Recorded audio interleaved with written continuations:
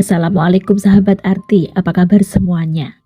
Semoga hari ini semua dalam keadaan sehat, bahagia, dan selalu dilancarkan semua urusannya ya. Terima kasih yang sudah mampir dan klik video ini.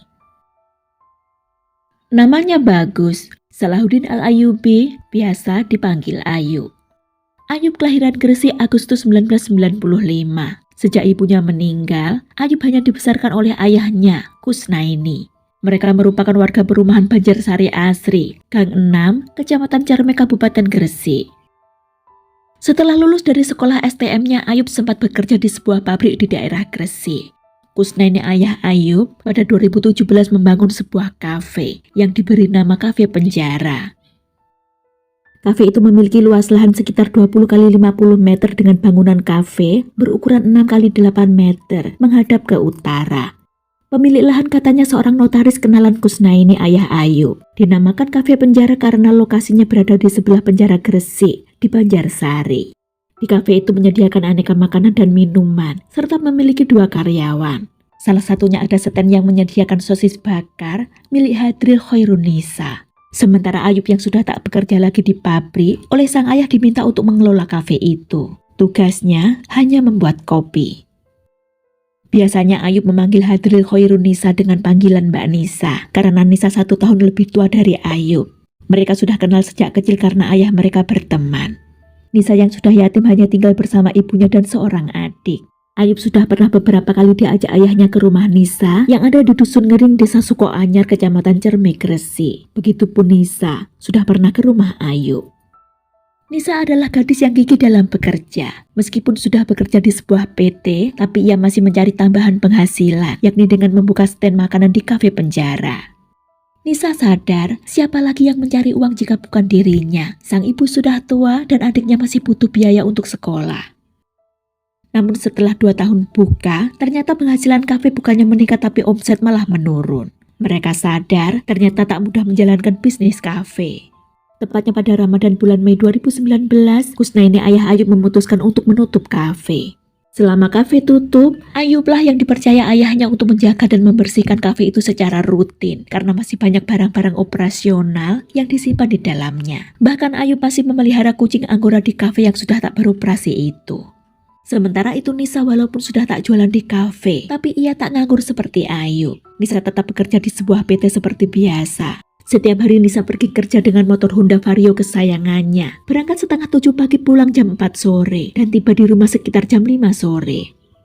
Begitupun pada Selasa 10 September 2019, Nisa pulang seperti biasa. Tapi sekitar usai maghrib dengan masih mengenakan baju seragam kerjanya, Nisa pamit pada ibunya hanya berkata akan menemui teman usahanya. Tak jelas di mana dan dengan siapa. Ternyata hari itu sebelumnya Ayub menelepon Nisa, meminta agar Nisa datang ke kafe penjara yang sudah tak beroperasi itu. Dengan alasan Ayub minta tolong agar Nisa bantu tangkap kucing Angora milik Ayub yang lepas di area kafe.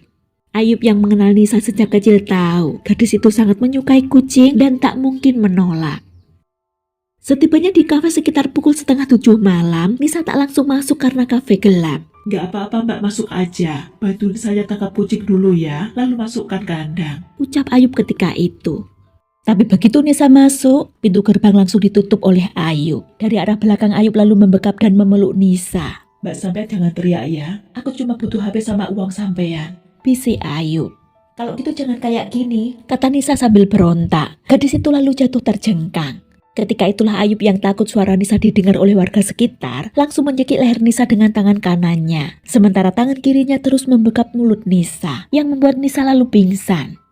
Ayub yang mengira Nisa sudah tewas, lalu melepaskan jaket dan celana, serta celana dalam abu-abu milik Nisa. Tapi kemudian gadis itu masih tampak bergerak. Melihat itu Ayub kembali mencekiknya hingga Nisa benar-benar tewas. Aksi biadab Ayub belum selesai. Melihat Nisa sudah tak bernyawa justru membuat nafsu Ayub memuncak hingga ke ubun-ubun. Ayub duduk di kerangka gerbang kafe, diraba-rabanya tubuh Nisa dengan jarinya sambil onani hingga meneteskan cairan prianya di selangkangan korban. Merasa belum puas, lalu diperkoasnya jasad korban hingga tuntas. Untuk menutupi aksi bejatnya, diseretnya tubuh tak bernyawa Nisa yang hanya mengenakan bra ke bawah pohon jambu di samping pos jaga. Lalu diambilnya cangkul, karung sak plastik, dan 1 toples bubuk kopi. Setelah memasukkan jasad korban ke dalam karung, Rencananya Ayub akan menguburnya di area kafe itu. Tapi niat itu batal karena area kafe sudah dipaving semua. Karena itu Ayub lalu menaburkan bubuk kopi di atas jasad korban untuk menyamarkan bau bangkai nantinya. Tubuh tak bernyawa Nisa hanya digeletakkan di samping pos jaga dengan ditutupi karung plastik. Sebelum meninggalkan kafe, Ayub memasukkan motor Honda Vario milik Nisa yang semula diparkir di luar gerbang dimasukkan ke dalam gudang yang ada di sebelah kafe. Ayub mandi dan berganti pakaian lalu menutup dan mengunci pintu gerbang. Ia lantas pulang ke rumahnya yang tak jauh dari kafe itu. Setelahnya Ayub keluar rumah nongkrong di sebuah warung kopi. Tanpa disadari oleh Ayub, ternyata gerak-geriknya tersebut dicurigai oleh seorang warga bernama Budi Santoso. Budi curiga sebab sebelumnya melihat 2 orang masuk kafe yang sudah beberapa bulan tutup itu, namun malamnya hanya 1 orang yang tampak keluar. Karena merasa curiga, Budi melaporkan ke Polsek Cermi. Polisi bersama beberapa warga lantas mencoba masuk namun gagal ya, karena gerbang terkunci. Karena itu dicarilah Ayub yang merupakan pengelola kafe. Ayub tak bisa mengelak dengan terpaksa memberikan kunci gerbang kafe itu. Beberapa saat setelah dicari, polisi dan warga menemukan jasad seorang wanita. Tertutup sebuah karung tepatnya di samping pos jaga, sekitar pukul 9:30 malam itu. Kecurigaan terhadap Ayub semakin menguat setelah polisi menggeledah motornya, menemukan barang-barang berharga milik korban di dalam jok motor Ayub. Selang 3 jam usai penemuan korban, Ayub ditangkap di rumahnya tanpa perlawanan. Dari penangkapan itu polisi mengamankan beberapa barang bukti berupa perhiasan emas korban, 1 cincin, 1 gelang, 1 ponsel Xiaomi, helm, motor Honda Vario bernomor W3264AH, pakaian korban dan pelaku, kandang kucing, karung sak plastik, dan sepasang kaos kaki. Sementara itu orang tua Nisa malam itu sempat menunggu hingga pukul 8 malam, tapi Nisa tak kunjung pulang dan tak bisa dihubungi. Pukul 9 malam ibunya sempat menyuruh adik Nisa untuk pergi mencarinya, tapi juga tak membuahkan hasil. Barulah pada setengah 1 dini hari Rabu 11 September 2019, Ibunda Nisa dijemput oleh Pak Lurah diajak ke Rumah Sakit Ibnu Sina Gresik. Kala itu si ibu hanya diberi kabar jika Nisa mengalami kecelakaan. Tapi setibanya di rumah sakit, ibunya yang melihat Nisa sudah terbaring kaku di kamar mayat, melihat kejanggalan. Tak ada darah ataupun luka pada tubuh Nisa. Setelahnya barulah keluarga mengetahui yang sebenarnya jika Nisa telah dibunuh oleh Ayub. Betapa kagetnya keluarga Nisa mengetahui kenyataan tersebut ya, sebab Ayub bukanlah orang asing. Mereka saling mengenal cukup baik, bahkan sudah seperti keluarga sendiri. Keluarga korban tak menyangka Ayub tega melakukan itu kepada Nisa yang sudah berteman sejak kecil. Terlebih dari hasil visum, diketahui ada pembengkakan pada area vital korban yang membuktikan adanya tindak asusila yang dilakukan oleh pelaku terhadap korban setelah dihabisi. Salahuddin Al-Ayyubi di hadapan penyidik mengatakan sebenarnya tak bermaksud membunuh Nisa. Ia beralasan hanya ingin menguasai harta korban karena punya hutang sebesar 5 juta rupiah. Katanya karena korban memberontak ia refleks mencekiknya dan ternyata korban tewas.